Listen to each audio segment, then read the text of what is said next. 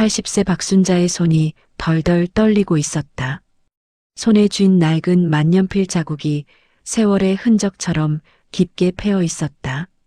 아들 이철민이 운전하는 차는 익숙한 집이 아닌 낯선 교회로 향하고 있었다. 창밖으로 스쳐 지나가는 풍경이 유난히 을씨년스러웠다. 불길한 예감이 순자의 심장을 조여왔다. 쉰 목소리로 아들을 불렀지만 아들 이철민은 대답이 없었다. 룸미러로 순자를 흘깃 쳐다보는 그 눈은 얼음장처럼 차가웠다. 한때는 순자만 보면 웃어주던 아들이었다. 순자는 애써 불안감을 누르며 창밖으로 시선을 돌렸다. 불과 1시간 전 모든 것이 무너져 내렸다. 며느리 김미숙이 50억짜리 상가 관리 계약서라며 서류 뭉치를 내밀었다. 꿀처럼 달콤한 목소리였지만 그 눈빛에는 탐욕이 번들거렸다. 어머니, 이제 저희가 다 알아서 할게요. 복잡한 건 신경 쓰지 마세요. 순자는 평생을 모아 그 상가를 샀다. 남편 없이 홀로 이철민을 키우며 시장 바닥에서 억척같이 모은 돈이었다. 내 피와 땀, 내 인생이 담긴 재산이었다. 하지만 아들을 믿었다. 하나뿐인 아들이 설마 어미를 속이랴. 흐릿한 눈으로 서류를 제대로 읽을 수도 없었다. 며느리가 가리키는 곳에 더듬더듬 도장을 찍었다. 도장의 인주가 채 마르기도 전에 아들 녀석이 순자의 팔을 잡아 끌었다. 어머니, 잠깐 바람이나 쐬러 가요. 아들의 재촉에 떠밀리듯 차에 올라탔다. 그 말을 믿은 것이 80평생 가장 큰 실수였다. 차가 멈춘 곳은 효심요양원이라는 간판이 걸린 낡고 음침한 건물 앞이었다. 페인트가 벗겨진 담벼락과 굳게 닫힌 철문이 순자를 압도했다. 순자가 상황을 파악하려 애썼지만 머릿속이 하얗게 변했다. 이철민이 차에서 내려 순자의 문을 열었다.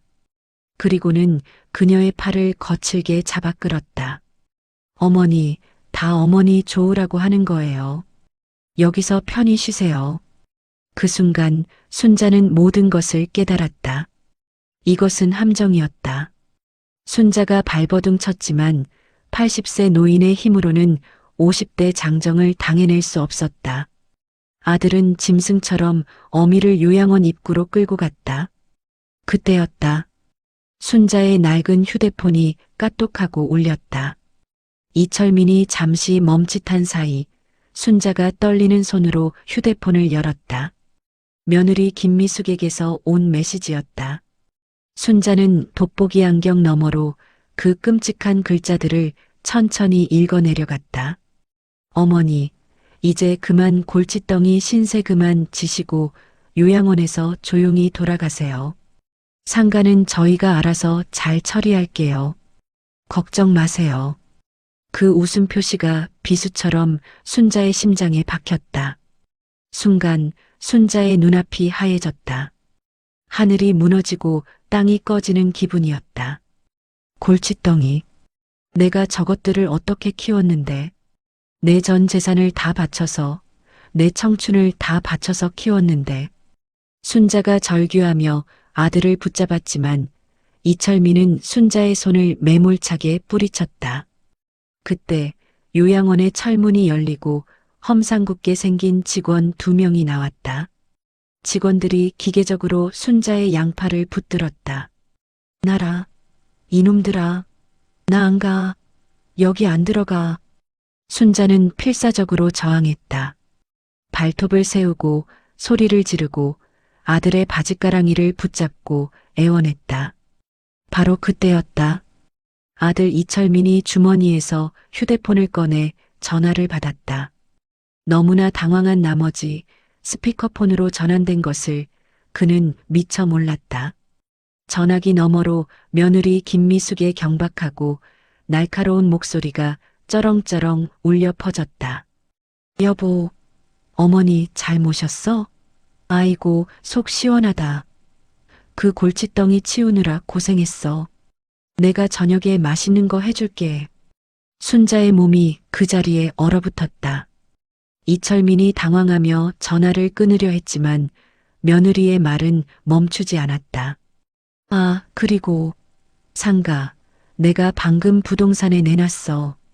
금매로 5억 싸게 내놔요. 어차피 우리 돈 아니니까 빨리 팔아치우고 이 동네 뜨자고. 그 말을 듣는 순간 순자의 심장이 멎는 듯했다. 5억이나 싸게 내 피 같은 재산을, 내 눈에 피눈물 나게 할 재산을 저 며느리년이 저 아들놈과 짜고. 순자가 아들의 이름을 부르짖었지만 이철민은 차마 어미의 얼굴을 보지 못했다. 그는 고개를 돌린 채 요양원 직원에게 눈짓을 보냈다. 그것이 아들이 어미에게 남긴 마지막 말이었다. 잘 부탁드립니다. 차가운 철문이 쾅 하고 닫혔다. 순자는 철문 안쪽에 버려졌다. 더 이상 소리 지를 힘도 남아있지 않았다. 순자는 그 차가운 시멘트 바닥에 주저앉아 버렸다. 지옥이 있다면 바로 여기일까? 아니, 지옥은 지금부터 시작이었다. 순자의 눈에서 피눈물이 흘러내렸다. 효심 요양원. 그 이름과는 정반대로 이곳은 살아있는 지옥이었다. 박순자는 짐승처럼 좁은 독방에 갇혔다. 창문 하나 없는 차가운 시멘트 방. 퀴퀴한 곰팡이 냄새가 코를 찔렀다. 순자는 철문이 닫히자마자 빼앗겼던 휴대폰부터 찾았다. 네. 내 전화기. 내 전화기다오. 방으로 들어온 요양원 원장은 콧방귀를 뀌었다. 그녀는 며느리 김미숙의 사촌이라는 여자였다. 독사처럼 가늘고 차가운 눈이었다. 어르신, 여기선 그런 거 필요 없어요. 보호자분이 어머니 치매 증세 심하다고 각별히 부탁하셨어요. 멀쩡한 사람을 치매 환자로 모는 저들의 파렴치함에 순자는 몸서리를 쳤다. 그녀는 원장의 팔을 붙잡고 애원했다. 원장이라는 양반. 나 치매 아니야. 제발 아들 좀 불러다오. 원장은 귀찮다는 듯 순자의 손을 거칠게 뿌리쳤다. 순자는 그대로 바닥에 나동그라졌다. 쿵 하고 엉덩이뼈가 부딪히는 소리가 방 안을 울렸다. 어이구, 어르신. 이러시면 곤란하죠. 얌전히 계시면 자식들이 다시 모시러 올 날도 있겠죠. 그 말을 남기고 원장은 밖에서 문을 잠가버렸다. 절망이었다. 순자는 차가운 바닥에 주저앉아 하염없이 눈물만 흘렸다. 내 아들이 내 배 아파 낳은 자식이 나를 이곳에 버렸다. 골칫덩이라는 며느리의 메시지가 망령처럼 귓가를 맴돌았다. 식사 시간은 더욱 끔찍했다. 문 아래 작은 배식구로 들어온 것은 멀건 죽 한 그릇과 시든 김치 몇 조각이 전부였다. 그마저도 금방 쉬어버린 듯한 냄새가 났다. 순자는 숟가락을 들 힘조차 없었다. 며칠이 지났을까? 시간 감각이 사라진 방 안에서 순자는 서서히 말라갔다. 그러던 어느 날 아들 이철민이 면회를 왔다. 순자는 마지막 희망을 붙잡고 아들에게 달려갔다. 철민아, 내 아들. 너 다 알고 있었지? 내 마누라가 나한테 골칫덩이라고. 내 상가 5억이나 싸게 내놨다고. 순자가 울부짖었지만 이철민은 차가운 눈으로 어미를 내려다볼 뿐이었다. 그의 입에서 나온 말은 순자의 가슴을 갈갈이 찢어 놓았다. 어머니, 다 어머니 위해서 그런 거예요. 미숙이한테 잘 좀 해주시지 그러셨어요. 그 상가 어차피 저희 건데. 어차피 저희 거라니. 순자는 그 말에 숨이 멎는 것 같았다. 평생을 바쳐 이룬 재산이 아들에게는 그저 어차피 제 것이었다. 아들의 눈에는 일말의 죄책감도 연민도 없었다. 오직 탐욕과 귀찮음만이 가득했다. 순자는 깨달았다. 아들 역시 며느리와 한패였다는 것을. 아니, 며느리보다 더 잔인한 공범이었다. 제발, 제발 여기서 꺼내줘. 내가 다 잘못했다. 응? 순자가 아들의 바짓가랑이를 붙잡고 매달렸다. 이철민은 더럽다는 듯 그 손을 쳐냈다. 시끄러워요. 원장님 말 잘 듣고 계세요. 그럼 가볼게요. 아들은 단 한 번도 뒤돌아보지 않고 면회실을 나갔다. 순자는 그 자리에 무너져 내렸다. 완벽한 절망이었다. 모든 희망이 사라진 그 순간 순자의 머릿속에 한 사람의 얼굴이 스쳐 지나갔다. 60년 전 전쟁통에 헤어졌던 첫사랑 최강석. 그녀가 평생을 그리워하고 또 평생을 미안해했던 단 한 사람. 순자는 마지막 힘을 쥐어짜듯 몸을 일으켰다. 요양원 직원들의 눈을 피해 이 썩어 빠진 지옥에서 탈출할 방법을 찾아야 했다. 그날 밤 순자는 잠들지 않았다. 그녀는 자신의 낡은 저고리 동정 속을 더듬었다. 아들과 며느리 몰래 만일의 사태를 대비해 숨겨두었던 낡은 만년필 한 자루, 그리고 꼬깃꼬깃 접어둔 비상금 10만 원. 이것이 그녀의 마지막 무기였다. 순자는 종이를 찾기 위해 방안을 뒤졌다. 하지만 텅 빈 방에는 아무것도 없었다. 그때 벽지가 살짝 뜯어진 곳이 눈에 들어왔다. 순자는 손톱으로 벽지를 긁어냈다. 다행히 벽지 안쪽에는 누렇게 변색된 신문지 조각이 붙어 있었다. 순자는 그 신문지 귀퉁이를 조심스럽게 찢어냈다. 그녀는 떨리는 손으로 만년필을 쥐고 그 좁은 신문지 조각 위에 한 글자 한 글자 피눈물 같은 편지를 쓰기 시작했다. 강석 씨, 나 순자예요. 이 편지가 과연 그에게 닿을 수 있을까? 닿는다 한들 60년이 지난 지금 그가 나를 기억이나 할까? 하지만 이것이 마지막 희망이었다. 순자는 편지를 다 쓰고 밖을 살폈다. 창문은 없었지만 철문 아래 작은 틈으로 복도의 불빛이 새어 들어왔다. 그때 문 밖에서 누군가의 발소리가 들렸다. 요양원 직원의 무거운 군합 발소리가 아니었다. 조용하고 주저하는 듯한 발걸음. 순자는 숨을 죽이고 문틈으로 밖을 내다봤다. 복도 저편에서 누군가 이쪽 방을 망설이듯 바라보고 있었다. 아들 이철민이었다. 그는 차마 들어오지 못하고 죄책감과 탐욕 사이에서 갈등하는 듯 보였다. 순간 순자의 눈에 분노가 어렸다. 아들을 오해한 순자는 편지를 감추고 돌아누웠다. 다음 날 새벽 순자는 다른 환자의 도움을 받을 기회를 엿봤다. 아침 청소를 위해 잠시 문이 열린 틈을 타 복도를 청소하던 미화원 아주머니의 손수레에 접근했다. 아주머니, 제발 이 주소로 이 편지 좀 보내주시오. 순자는 꼬깃꼬깃한 편지와 함께 숨겨둔 10만 원을 미화원의 손에 쥐어주었다. 미화원은 잠시 망설였지만 돈을 보자 고개를 끄덕였다.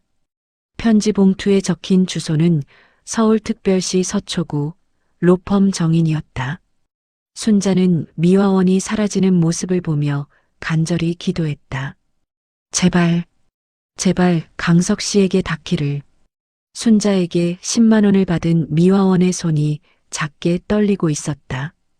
그녀는 복도 모퉁이를 돌자마자 요양원 원장과 마주쳤다. 원장은 독사 같은 눈으로 미화원의 손에 쥔 돈과 편지를 날카롭게 낚아챘다. 김 여사, 지금 뭐 하는 거야? 이거 그 802호 할망구거지? 미화원의 얼굴이 하얗게 질렸다. 원장은 10만 원을 제 주머니에 챙겨넣고 순자가 피눈물로 쓴 편지를 그 자리에서 갈갈이 찢어 쓰레기통에 쳐넣었다. 어르신들 물건에 손 떼는 거 아니야. 쥐도 새도 모르게 일하고 싶으면. 미화원은 겁에 질려 고개만 숙였다. 순자의 마지막 희망이 그렇게 아무도 모르게 짓밟혔다. 순자는 이 사실을 꿈에도 모른 채 앙상한 손을 모아 쥐고 철문만 바라보며 기도했다. 강석 씨, 제발. 같은 시각 며느리 김미숙과 아들 이철민은 최고급 한우 식당에서 축배를 들고 있었다. 50억 상가의 계약금 5억 원이 통장에 꽂힌 것이다. 여보, 이것 봐. 5억, 5억이 찍혔어. 김미숙은 흥분을 감추지 못하고 휴대폰 화면을 남편에게 흔들어 보였다. 이철민은 애써 찜찜한 표정을 감추며 술잔을 채웠다. 수고했어, 여보. 이제 어머니는 김미숙이 이철민의 말을 싹둑 잘랐다. 어머니는 무슨 어머니? 그 골칫덩이 치우니까 속이 다 시원하네. 아, 맞다. 원장한테 전화해서 절대 아무도 면회 못하게 하라고 했어. 아들의 눈동자가 아주 잠시 흔들렸지만 그는 이내 고기를 입에 밀어 넣었다. 어머니의 절규보다 눈앞에 5억 원이 더 중요했다. 김미숙은 이미 백화점에서 산 명품 가방과 시계로 온몸을 치장하고 있었다. 이게 다가 아니야, 여보. 잔금 45억 들어오면 우리 강남에 빌딩 사자. 그 노인네 우리가 빨리 안 팔 줄 알고 버티나 본데 어림없지. 두 사람의 탐욕스러운 웃음소리가 식당 안에 울려 퍼졌다. 한편 그날 저녁 효심 요양원의 미화원 김 여사는 퇴근길에 쓰레기통을 뒤지고 있었다. 원장이 찢어버린 순자의 편지 조각들이 그녀의 눈에 밟혔다. 김 여사에게도 요양원에 방치된 노모가 있었다. 그녀는 떨리는 손으로 편지 조각들을 몰래 쓸어 모아 주머니에 넣었다. 집으로 돌아온 김 여사는 밤새도록 찢어진 편지 조각을 맞추었다. 테이프로 겨우 붙인 편지에는 받는 사람의 이름 최강석과 로펌 정인이라는 주소가 희미하게 남아 있었다. 김 여사는 다음날 새벽 출근하는 길에 우체국에 들러 그 편지를 다시 붙였다. 자신의 비상금을 털어 빠른 등기로 보냈다. 그리고 이틀 뒤 대한민국 최고 로펌 정인의 대표실 81세의 최강석 대표가 비서실을 통해 전달된 낡은 편지 봉투를 받아들었다. 봉투는 찢어진 것을 테이프로 덕지덕지 붙인 끔찍한 몰골이었다. 발신인조차 제대로 적혀 있지 않았다. 이게 뭔가? 최강석은 의아해하며 편지칼로 봉투를 열었다. 안에서 나온 것은 누렇게 변색된 신문지 조각이었다. 그 위에 떨리는 글씨체로 적힌 내용이 눈에 들어왔다. 글씨는 흐릿했지만 그 필체는 60년이 지나도 잊을 수 없는 것이었다. 강석 씨, 나 순자예요. 최강석의 손이 멈추었다. 시간이 멈춘 듯 대표실 안에는 정적만이 흘렀다. 박순자, 전쟁통에 헤어진 그의 첫사랑. 평생을 가슴에 묻고 살았던 단 하나의 이름이었다. 최강석이 급하게 편지 내용을 마저 읽어내려갔다. 골칫덩이, 요양원, 지옥, 살려주세요. 그의 눈이 붉게 충혈되기 시작했다. 60년간 쌓아 올린 이성과 냉철함이 무너져 내렸다. 박순자, 순자야. 최강석이 떨리는 목소리로 비서실장에게 전화를 걸었다. 지금 당장 효심 요양원, 경기도 외곽에 있는 그 쓰레기장 위치 파악해. 그리고 로펌 내 특별 대응팀 전원 10분 내로 내 방으로 소집해. 당장. 60년 만에 잠들어 있던 전설의 변호사가 깨어나는 순간이었다. 박순자가 독방에서 앙상하게 말라가던 바로 그날. 효심 요양원 입구에 검은색 세단 5대가 먼지를 일으키며 멈춰섰다. 요양원 원장이 점심 식사비를 빼돌리고 있던 사무실에서 창밖을 내다보았다. 심상치 않은 분위기에 그녀의 미간이 찌푸려졌다. 차에서 내린 것은 값비싼 슈트를 차려입은 남자들이었다. 그 중심에는 81세라고는 믿기지 않을 만큼 꼿꼿한 자세의 노신사 최강석이 있었다. 그의 눈은 60년의 세월을 뛰어넘는 분노로 불타고 있었다. 최강석이 요양원 입구로 들어서자 원장이 다급히 달려나왔다. 아이고 어르신들, 면회 오셨어요? 면회 시간이. 최강석은 원장의 말을 가볍게 무시했다. 그는 굳게 닫힌 철문을 바라보며 옆에 있던 변호사에게 턱짓을 했다. 변호사가 즉시 원장 앞을 막아섰다. 저희는 정인 로펌에서 나왔습니다. 박순자 어르신을 뵈러 왔습니다. 정인이라는 이름에 원장의 얼굴이 순간 경직되었다. 대한민국 최고 로펌의 이름을 모를 리 없었다.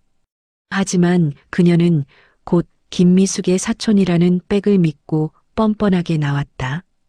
박순자 어르신? 아, 그 치매 할머니. 보호자분이 절대 면회 불가라고 신신당부를 하셔서요. 돌아가세요. 최강석의 입가에 차가운 미소가 번졌다. 그는 직접 나서는 대신 뒤에 있던 변호사에게 눈짓했다. 변호사가 서류 뭉치를 원장의 얼굴 앞에 펼쳐 보였다. 당신이 지난 3년간 요양원 식자재비를 횡령한 내역입니다. 그리고 어제 박순자 어르신을 포함한 환자 3분을 폭행 및 학대한 증거 영상입니다. 원장의 얼굴이 하얗게 질려갔다. 최강석이 이 모든 것을 어떻게 알았는지 그녀는 이해할 수 없었다. 최강석은 편지를 받자마자 로펌의 정보팀을 동원해 이 요양원의 모든 비리를 파헤친 것이었다. 심지어 미화원 김 여사를 매수해 몰래카메라까지 설치했다. 이게 무슨... 당신들 뭔데 남의 사업장에서... 원장이 소리를 지르려던 순간 최강석이 지팡이로 바닥을 쿵 내리찍었다. 그 위험에 눌려 원장의 목소리가 기어들어갔다. 최강석이 얼음장 같은 목소리로 말했다. 박순자 여사, 어디 계십니까? 그의 목소리는 낮았지만 거부할 수 없는 힘이 실려 있었다. 원장이 겁에 질려 손가락으로 802호 독방을 가리켰다. 최강석은 변호사들에게 원장을 맡기고 홀로 독방을 향해 걸어갔다. 그의 걸음에는 60년의 그리움과 뼈에 사무치는 분노가 함께했다. 녹슨 철문이 열리고 최강석은 자신의 눈을 의심했다.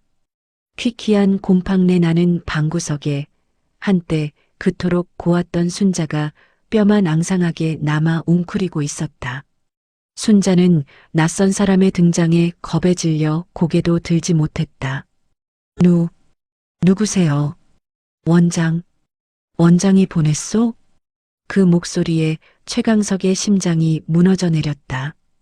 그는 천천히, 아주 천천히 순자에게 다가가 무릎을 꿇었다. 그리고 떨리는 손으로 순자의 어깨를 감쌌다. 순자야. 60년 만에 불러보는 이름이었다. 그 한마디에 순자의 몸이 크게 떨렸다. 순자가 천천히 고개를 들었다. 흐릿한 눈으로 낯설지만 어딘가 익숙한 노신사를 바라보았다. 세월이 흘러 모습은 변했지만 저 깊은 눈빛만은 변하지 않았다. 순자의 메마른 눈에서 눈물 한 방울이 굴러떨어졌다. 강석 씨? 최강석은 더 이상 말을 잇지 못했다. 그는 고개를 숙이고 순자의 앙상한 손을 두 손으로 감싸쥐었다. 그의 어깨가 가늘게 떨리고 있었다. 순자야, 내가 너무 늦었구나. 미안하다. 정말 미안하다. 60년의 세월이 그 한마디 사과 속에 녹아내렸다. 순자는 그제야 참았던 울음을 터뜨렸다. 원장의 비명과 경찰의 사이렌 소리가 요양원 복도를 울렸다. 최강석은 자신의 외투를 벗어 순자의 어깨에 덮어주었다. 그리고 그녀를 조심스럽게 부축해 일으켰다. 가자, 순자야. 이 지옥에서 당장 나가자.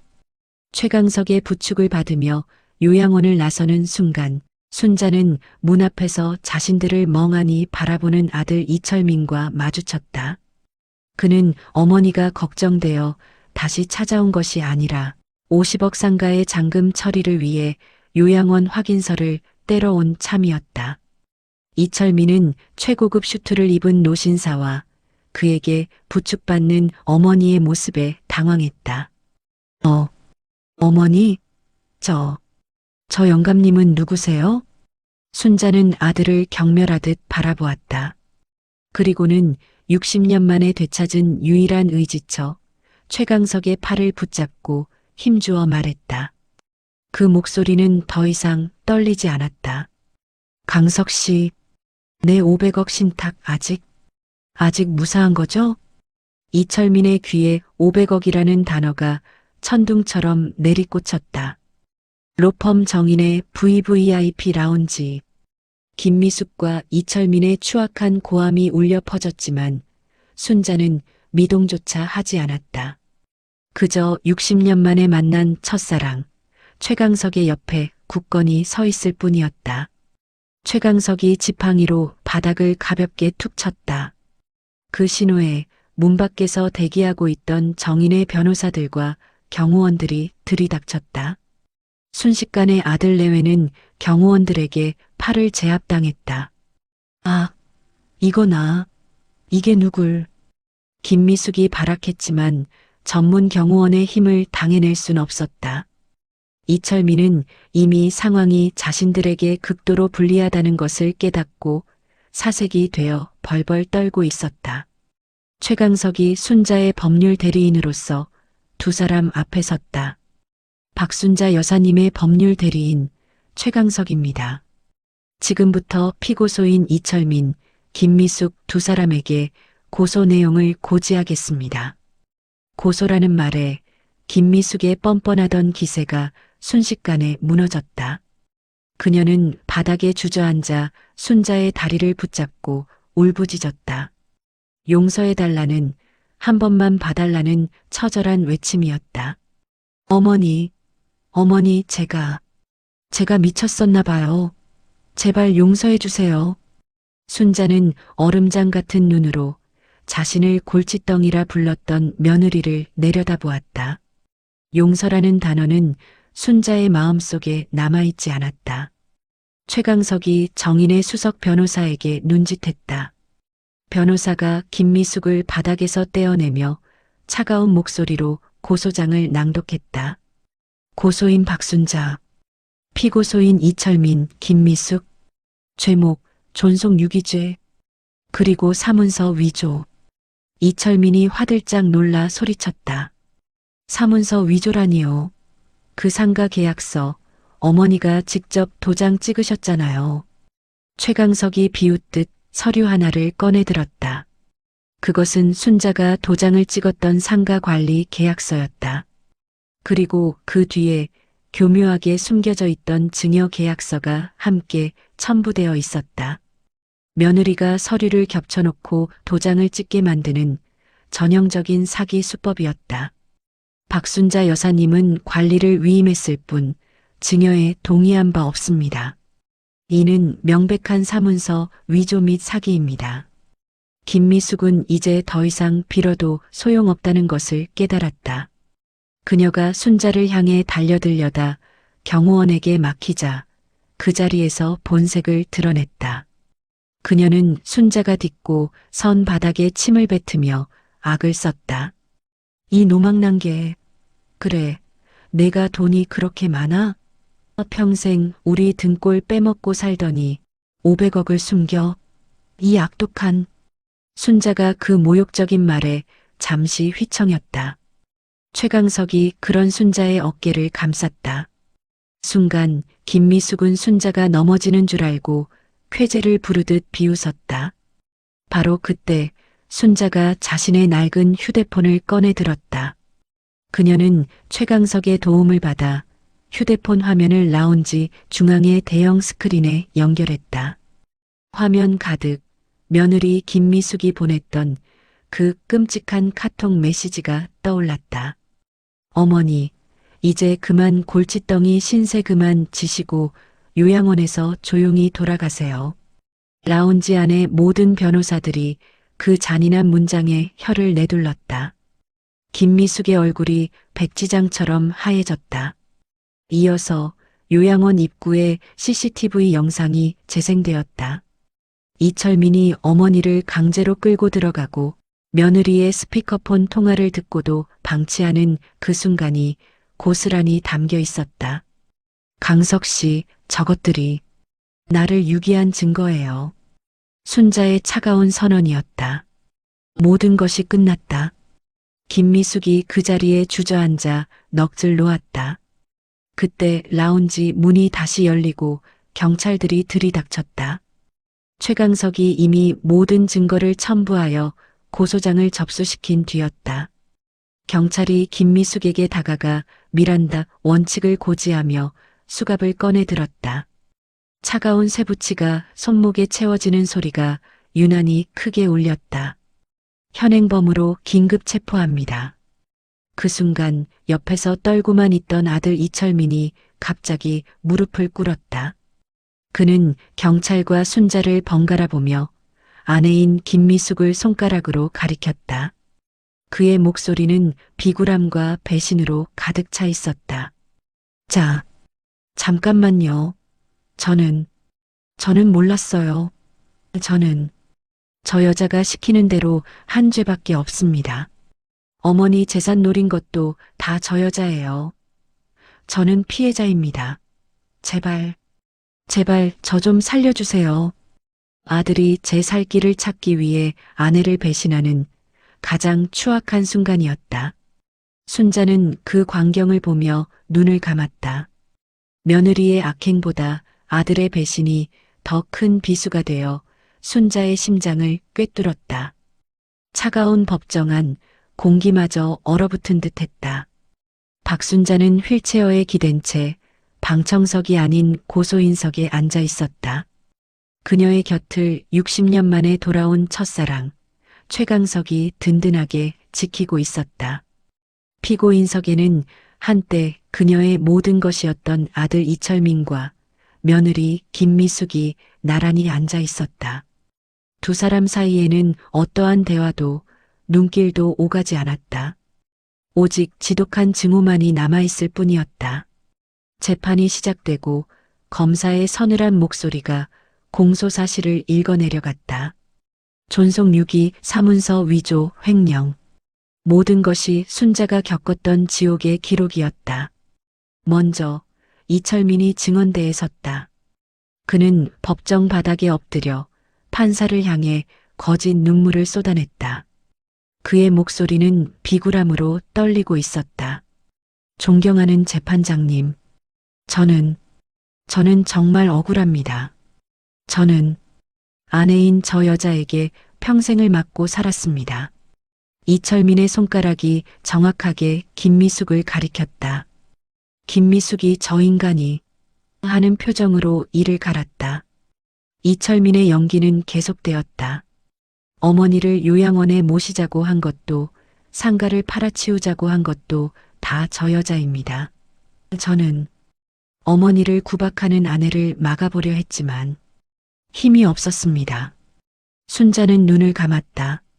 아들의 저 뻔뻔한 거짓말이 며느리의 학대보다 더 고통스러웠다. 자신을 짐승처럼 요양원에 끌고 가던 그 손이 바로 저 아들의 손이었다. 다음은 김미숙의 차례였다. 그녀는 아들의 배신에 독이 오를 대로 올라 있었다. 재판장님, 저 인간 말은 다 거짓말입니다. 저희는 치매에 걸린 시어머니의 재산을 지켜드리려고 한 것뿐입니다. 저희가 아니면 저기 저 늙은 변호사 영감탱이한테 500억을 다 뺏길 판이었다고요. 김미숙은 오히려 자신들이 피해자라고 주장했다. 돈에 눈이 먼 치매 노인을 강교한 늙은 변호사가 꼬드겼다는 논리였다. 법정이 소란스러워졌다. 그때 최강석이 증인석을 요청했다. 그가 법정 중앙에 서자 소란스럽던 법정이 일순 조용해졌다. 81세 노신사의 위엄과 대한민국 최고 로펌 대표라는 무게감이 법정을 압도했다. 최강석은 판사를 향해 정중히 인사한 뒤 마이크를 잡았다. 그의 목소리는 낮고 차분했지만 모든 단어에 60년의 무게가 실려 있었다. 그는 순자와의 60년 전 첫 만남부터 이야기하기 시작했다. 전쟁통에 헤어지던 날 순자가 자신의 전 재산이었던 금괴와 달러를 그에게 맡기며 했던 말까지. 이 돈으로 나보다 더 불쌍한 사람들 꼭 좀 도와줘요, 강석 씨. 하지만 최강석은 그 돈을 쓸 수 없었다. 그는 평생 순자를 찾아 헤맸고 그녀가 맡긴 돈을 불리고 또 불리며 그녀의 이름으로 된 신탁을 만들었다.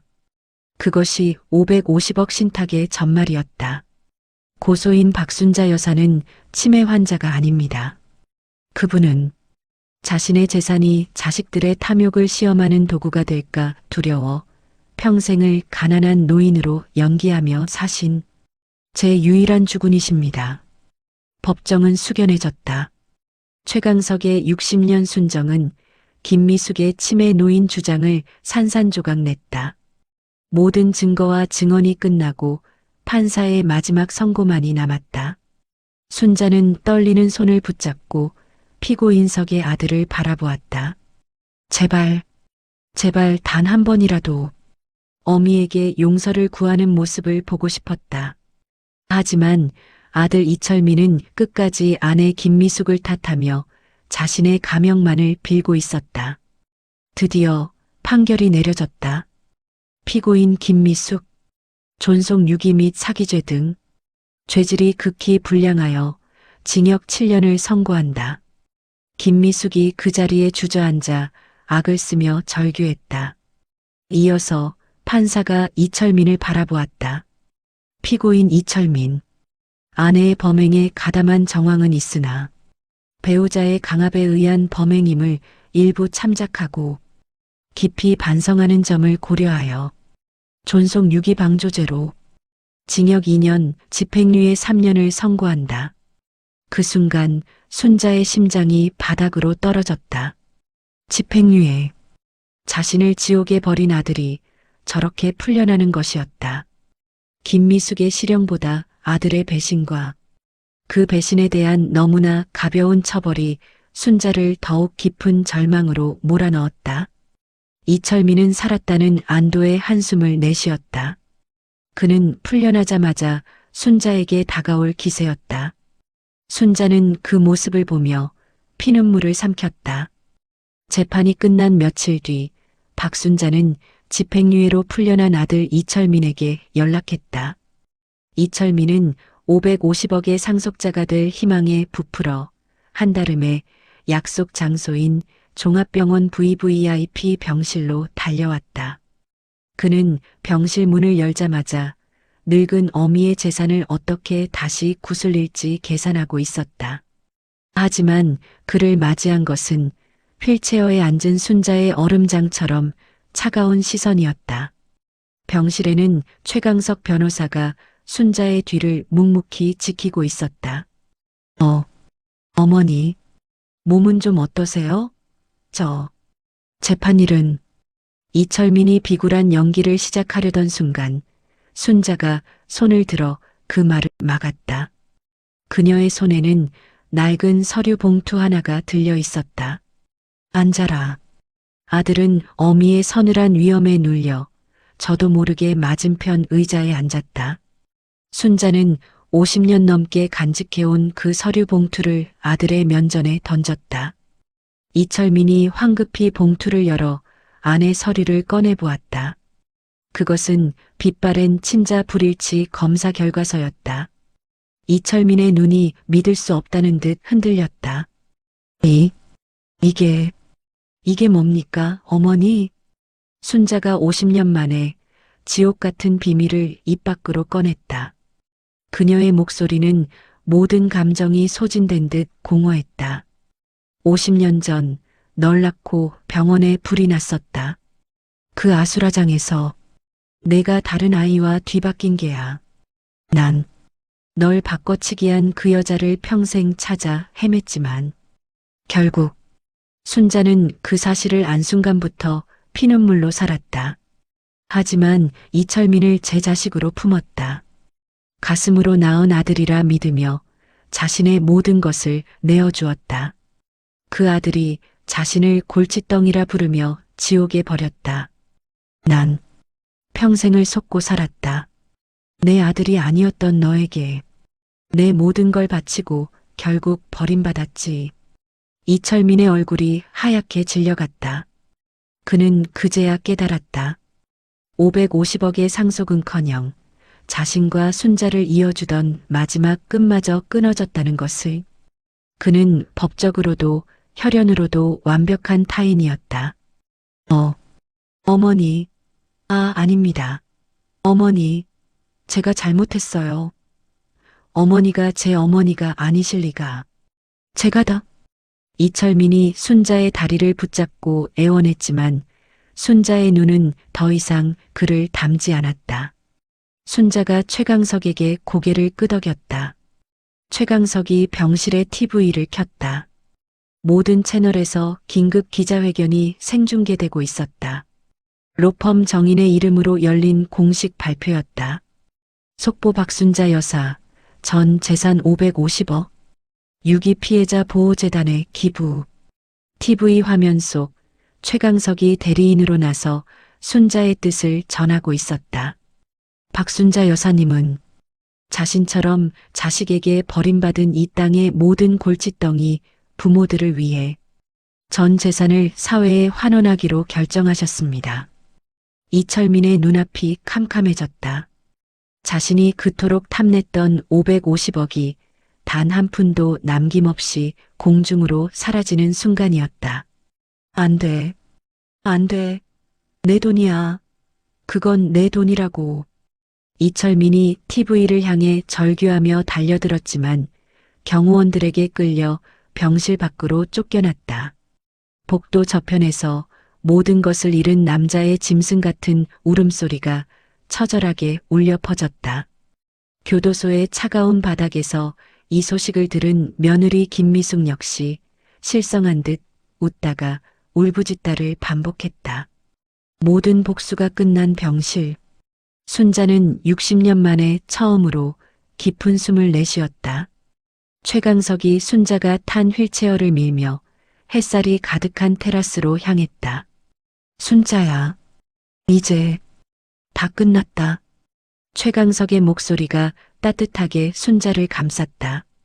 순자는 앙상한 손을 들어 자신을 평생 지켜준 첫사랑의 손을 가만히 잡았다. 더 이상 골칫덩이도 500억의 주인도 아니었다. 그저 박순자 한 사람으로 돌아온 것이다. 순자의 주름진 얼굴에 80평생 처음으로 평온한 미소가 떠올랐다. 가장 완벽하고 가장 통쾌한 복수였다.